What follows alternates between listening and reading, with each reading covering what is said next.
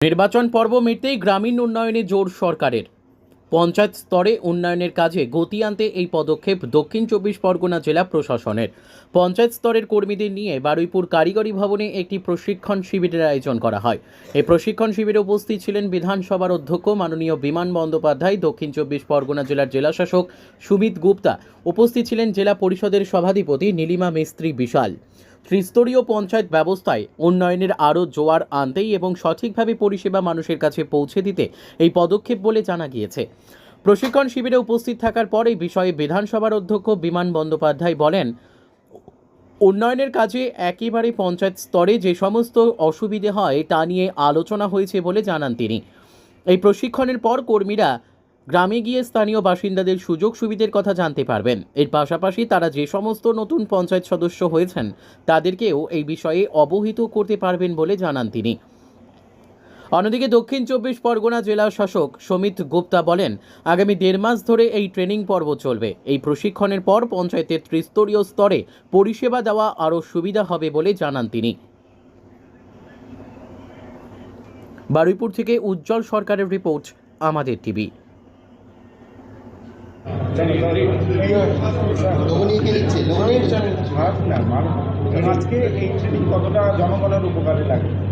দেখুন, যারা এখানে এসছেন তারা ট্রেনার্স, তাদের ট্রেনিং দেওয়া হচ্ছে এবং আমাদের যে প্র্যাকটিক্যাল যে অসুবিধাগুলো রয়েছে সেটা নিয়ে অনেক পর্যালোচনা হয়েছে, সেটা নিয়ে আলোচনা করবে।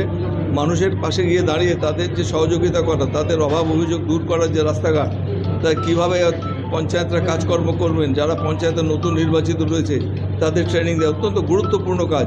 সরকার যে কাজটা চায়, যেটা একদম নামিয়ে নিতে চাই, যে মানুষের একদম লোয়েস্ট লেভেল পর্যন্ত মানুষের কাছে সরাসরি পৌঁছে দেওয়ার জন্য এই যে ট্রেনিংটা ওরা দেবেন, যারা আজকে ট্রেনার্স আছেন তাদের ট্রেনিং দেওয়া হবে, সেটা নিয়ে তারা গ্রামে গঞ্জে যাবেন, কাজকর্ম করবেন, খুব ভালো হবে।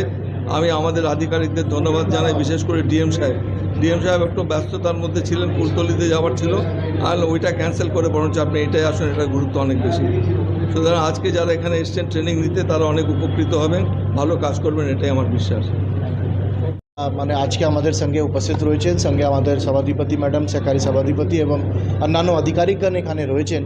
তো স্পিকার স্যার আপনাকে অলরেডি বলেছেন এই কাজগুলো, এটা ট্রেনিং অফ ট্রেনার্স আপাতত 5টা জেলা দিয়ে এটা চালু হলো। এটা ধাপে ধাপে প্রত্যেক জেলাকে এরা কভার করবে। এই ট্রেনিংগুলো 19 জুন থেকে চালু হলো, 1.5 মাস এই ট্রেনিংটা কিন্তু চলবে। পঞ্চায়েতের যা যা কাজ হয়, রাস্তা থেকে শুরু করে ভেক্টর বর্ন ডিজিজের উপরে পঞ্চায়েতের একটা বড় কাজ হয়, তার সঙ্গে ফাইন্যান্স কমিশনের কাজ, মানে যত রকম কাজ আমাদের solid waste management, liquid waste management, আমাদের এইটা কথা দেখার 3টে টায়ার, গ্রাম পঞ্চায়েত, পঞ্চায়েত সমিতি, জেলা পরিষদ, 3টেরই রোল আলাদা আলাদা রয়েছে, কিন্তু সার্ভিস দেওয়ার একটাই অবজেক্টিভ, সবাইকে ঠিকঠাক করে সার্ভিস দেওয়ার। তো এই ট্রেনার্স তো এখানে যা যা আমাদের অসুবিধা হয় কাজের, সেই সব আজকে এরা খুব মানে রাস্তা করতে আর কী লাগবে, কীভাবে জিপিডিপি অর্থাৎ গ্রাম পঞ্চায়েত ডেভেলপমেন্ট প্ল্যানগুলো তৈরি হয়, কীভাবে প্ল্যান তৈরি করতে হয়, প্রায়োরিটি কী আছে এক জায়গায়, সে রাস্তাও হতে পারে, সে আবার জল হতে পারে, সে আবার solid waste management, liquid waste management, সে ভেক্টর বর্ন ডিজিজ হতে পারে, স্পেশালি পেরি আরবান এরিয়াজ, আমাদের অনেকগুলো ব্লক এরিয়াতে এই প্রবলেমগুলো দেখা যায়। তো এই সমস্ত জিনিসের উপর এদের কিন্তু ডিসকাশন, আর কীভাবে এরা আবার গিয়ে তারপরে আমাদের ইলেক্টেড রিপ্রেজেন্টেটিভ গ্রাম পঞ্চায়েত, পঞ্চায়েত সমিতি, জেলা পরিষদকে ট্রেনিংটা দেবে। কাজটা অনেক সহজ হবে আগামী দিনে।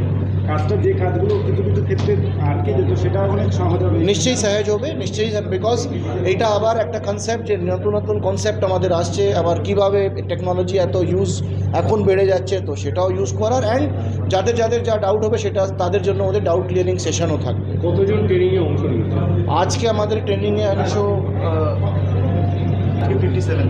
আজকে প্রায় 57 আজকে কিন্তু 6 দফা ট্রেনিং হবে। প্রথম দফা চালু হলো, আজকে কিন্তু 57 আজকে ট্রেনিংয়ে অংশ নিয়েছে। Thank you.